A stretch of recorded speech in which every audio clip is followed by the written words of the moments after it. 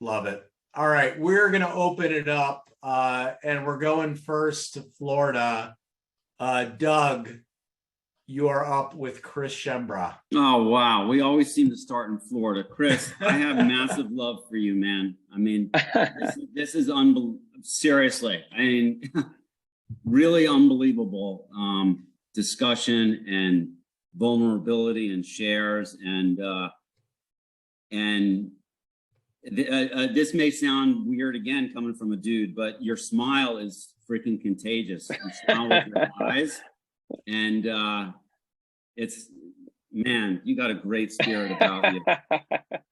And tomorrow, by the way, I don't know, Scott, you're brilliant, so you probably knew this, but it is World Gratitude Day. So yeah, how timely, how timely of a conversation. Question, which Scott referred to as the question, which is an unbelievable question, and I think would serve as the centerpiece for the dinners, no pun intended. How the hell did you come up with the question? Is my question. Yeah. Divine intervention. No answer. Zero answer. I love that answer. Now, I will say that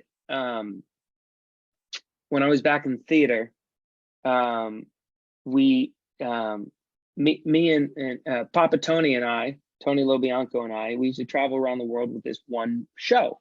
We invested in other shows, but we used to travel around. Our baby was this one-man show about Fiorello LaGuardia, former mayor of New York City, 3-term mayor, 7-term congressman. We were the global experts in 5'2" Fiorello LaGuardia from 80 years prior. And that was our whole life. And Tony's brother John, gave Tony a poem. It was written by A. Lawrence Vaincourt. It's titled "A Soldier Died Today." And it's about giving thanks to our veterans. And Tony, just because he can do whatever he wanted to do, would just read that poem after every play. And we would read it and read it and read it. Us giving gratitude to veterans to try to lower the suicide and depression rate amongst veterans with active PTSD. And one day, a guy named Stephen Klaus came to us and said, let's make it into a video. So we made it into a video. And the title of the video is called Just a Common Soldier. You can literally Google it. We decided to take that video, Memorial Day of 2015, and throw it out into the internet.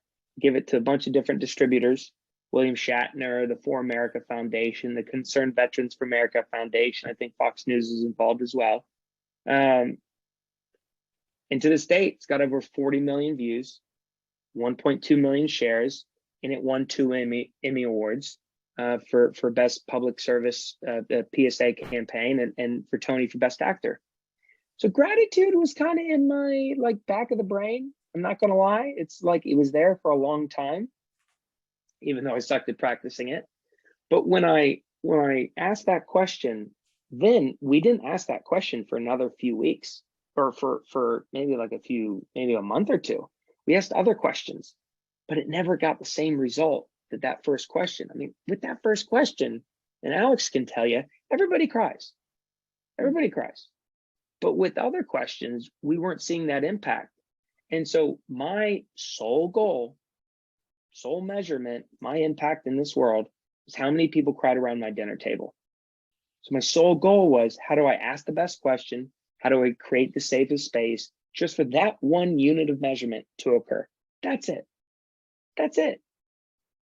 And so once we realized that was the secret to the everything, that was the secret sauce for human connection, we just ran with it. So I know that there's at least one person on this call that's like, I can't remember exactly what the question is. Can you repeat the question? Yeah, I can even put it in the group chat for all the visual learners on the call. Sorry, I'm just really used to saying that in that exact way. So in the group chat is that question. If you could give credit or thanks to one person in your life that you don't give enough credit or thanks to, you've never thought to thank, who would that be?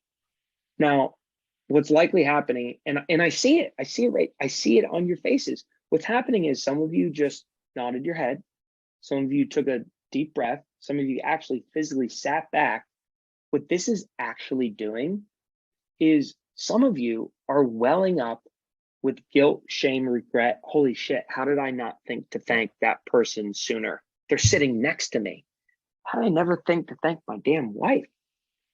How did I never think to thank my grandpa, my third grade teacher, my dog, right? So the stories were amazing because people would access this guilt, shame, regret, boom, from their past, and then get the opportunity to share about it to strangers in a small group setting, in a safe space.